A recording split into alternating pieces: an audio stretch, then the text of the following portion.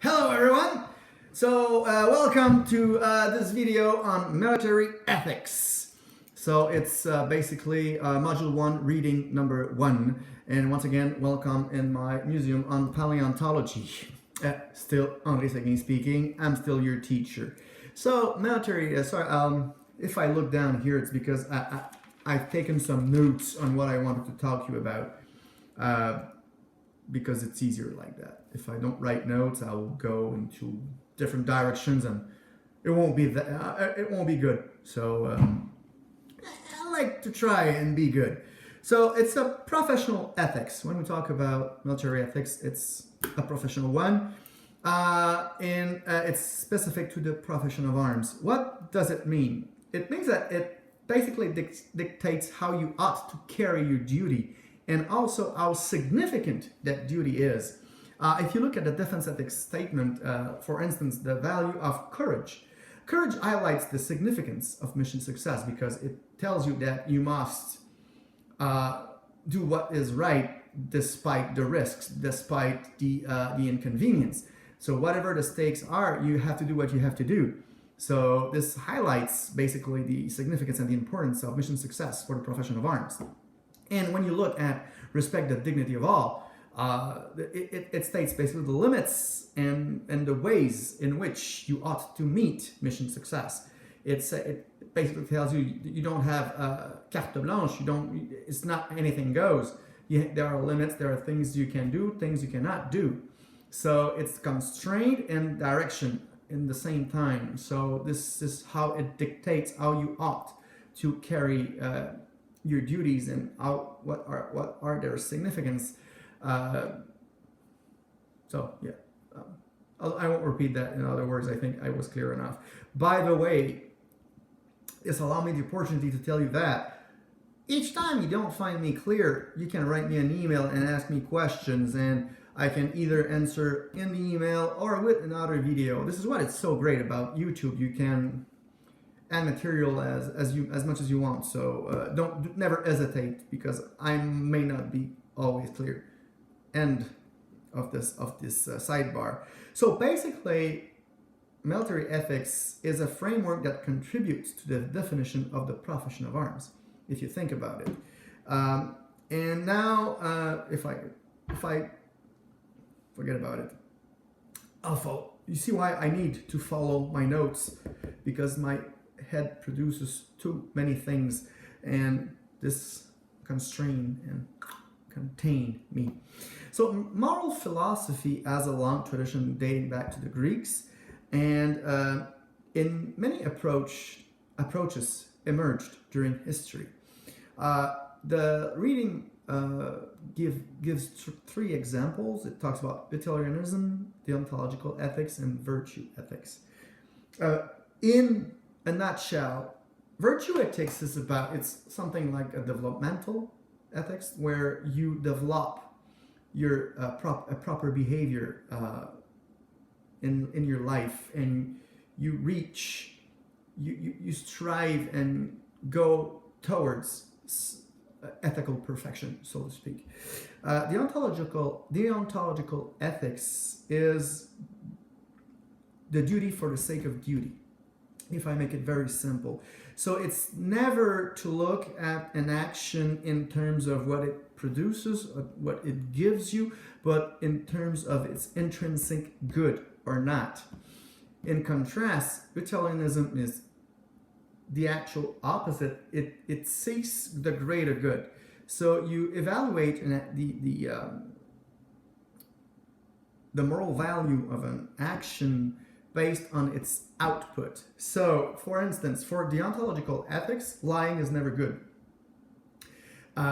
Because to be good, you would have to say that, yeah, but lying in this case produces greater good, so it's okay. So this is how the utilitarian will look at lying, while the deontologist will say, no, it's never good.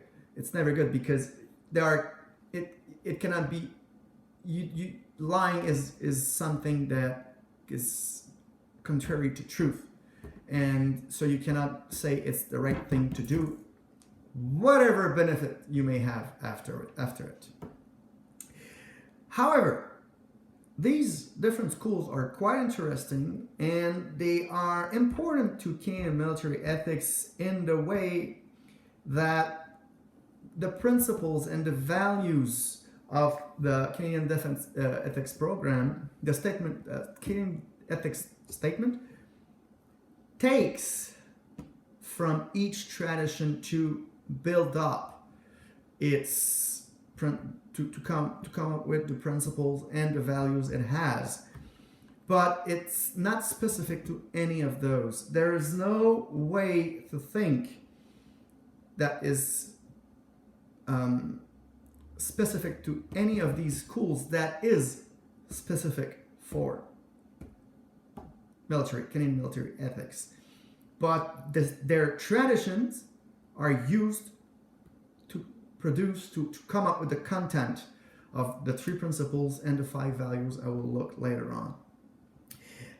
At the end of the day, what defines the Canadian military ethics? Values. It's a value ethics. And as I said, those values take from those traditions but are not constrained. The way you must come up with a decision when it comes to Canadian military ethics is not bound by any of these 3 traditions. So you won't make those computation of the utilitarian. You won't make that kind of reasoning the deontologists will do about lying, because you won't say, so this cannot always be the right thing to do, so it's not right in this specific case, like a deontologist will do. You won't do that. What you will do, what value ethics seeks, is a relation that makes action and values correspond to one another, with one another, like a reflection or a mirror. Sorry. This is why when you look at the Defense Ethics Program and the statement of Defense Ethics, and look at in the reading when you have the values and the principles, we talk in terms of the expected behavior. So you will have to behave in such a way that it will reflect that value, and that entails behaving in blah blah blah blah such and such and such way. This is how the framework has been thought out, and the idea behind it was to have something that is versatile, that is that covers more ground, that is flexible, that is not limited to situations that we thought of, and that could not be applied to situations we didn't think of. So this is what they had in mind when they developed the Canadian military ethics way back, is to have something that can be applicable to situations we cannot foresee for whatever reason. So flexibility. Now, if I take some minutes to talk about the 3 principles and the 5 values, so there is a very, very important difference between the 3 principles and the 5 values, is that the principles, the sequence matters. They come in order of importance, and that sequence matters. For the values, they are all on par. Sequence doesn't matter. You can shake them up if you want, no problem, doesn't change a thing. So what it means for the principles, so you have first, respect the dignity of all. Second, serve Canada before self. Third, obey and support lawful authority.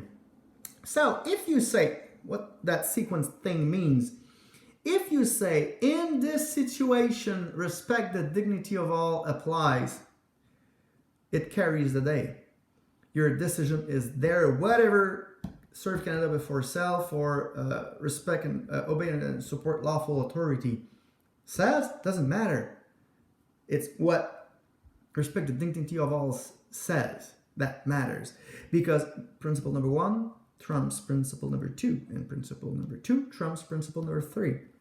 So this is why when we say the sequence matters, this is what we have in mind. I won't explain the principles. It's well explained in the reading, and there's no actual confusion, I think, that may arise from their definition. Actually, if you have questions, I will let you ask me whatever you didn't understand. As for the values, so they are not, the sequence doesn't matter. So if two values conflict with one another, you must find a way to sort it out yourself. Maybe using a principle is a good idea, but it's an actual dilemma, and you need to find a way to get out of that dilemma, basically. One value I want to make a little precision on is loyalty, because I read a lot of papers on military ethics, because I've been doing this for quite some time now, and there's a mistake that occurs when it comes to loyalty. It doesn't happen all the time, but it happens, and I just want to make sure it doesn't happen here. When we talk about loyalty for ethics, it means the loyalty due to the institution, the organization, not your buddy. It's not about comradeship. It's the loyalty to the Canadian Armed Forces, to Canada, and the institution in general, and the country, and the institution, and the people. It's not your buddy. It's not the guy next to you. It's the institution. Don't forget that. It doesn't mean that comradeship is not important when defining the profession of arms. We'll talk about it when we'll cover the reading on ethos. It is important. But when it comes to ethics, loyalty is towards the organization, the institution, the country, the people of Canada. That's it. For the other one, confusion don't really arises, so I won't clarify anything. But I won't tell you once again that you can ask me questions, because I think I've said it quite often for during that video. Now, the decision-making process. It's quite straightforward, and I would say even logical, but still, let's talk about it for a few seconds. Perceive the problem. I think this is the most important step in the whole process. For a very, very, very stupid reason. If you don't perceive the problem, you don't perceive the need to act. And if you don't perceive the need to act, you don't do anything about a situation. So problems can arise at this early stage. And so it's important to have like a moral compass that will allow you to, there's an issue there. It may not be that bad, it may not be a problem, but there's an issue. Let's take a look into it. Let's take the time to analyze the situation, and then you can make your evaluation and have a look. And maybe you'll come to the conclusion that everything was fine, but still, you didn't lose your time. You did what you had to do. It's called, it's what the lawyers call that due diligence. So it's important. It doesn't matter if you decided to evaluate and you come to the conclusion, oh, everything was fine. This can happen, but it's better to be safe than sorry. To put that in other words, and so perceiving is very important, and having an acute moral compass, and don't be afraid to take chances into, and you can keep that to yourself. You don't have to talk to anybody about it. You just it happens between your ears and in your head. So it's all right. And that way, you may avoid some things that you could have overlooked and let things happen, let things slide. But okay, that's the idea. So the evaluation, basically, the second step is the fact-finding process. So you look at the facts. What is the situation? What's going on? Who's involved? What are they doing? What's happening? Okay. And then you make a decision. You analyze those facts in light of the defense ethics program. So the principles. What principles are at play? What values are at play? What does it mean? What is it wrong? Is it okay? And why? And you'll have the opportunity to work on that during your in your first paper, because basically you'll have to analyze a situation in light of one principle and in light of one value. So, and also go through the whole decision-making process, basically the three first steps. But this is the key. you look at the situation, and the framework through which you look at it is the defense ethics program. So the three principles and the 5 values. Then you have, obviously, you must make a decision. Doing nothing is doing something, by the way. It's a decision, but you have to do it. You have to make a decision. And then you implement the decision. And the 5th step is to monitor and adjust. And I would add some kind of follow through, because not all ethics decisions are easy. Most of them aren't, actually. And there's a cost associated to them. Imagine, for instance, that one of your friend, an old buddy of yours, is stealing from the workshop, brakes, and he puts them on his own personal car. It's obviously unethical, but you've been knowing the guy for 20 years. It's not easy to tell on him and to do the right thing. And there will be a moral cost for you. You may lose this friendship. You may just don't feel right about it. So it's not true that once a decision has been made, that it's over. You need to follow through and keep a look, monitoring, and sometimes adjust. But the 5th stage is also very important. We shouldn't make the mistake to believe that once the decision has been made and implemented, that we're done. I think it will be a bad way to look at military ethics. So this is it for my little overview of Module 1, Reading 1. I hope it helped you, and I wish you a good day.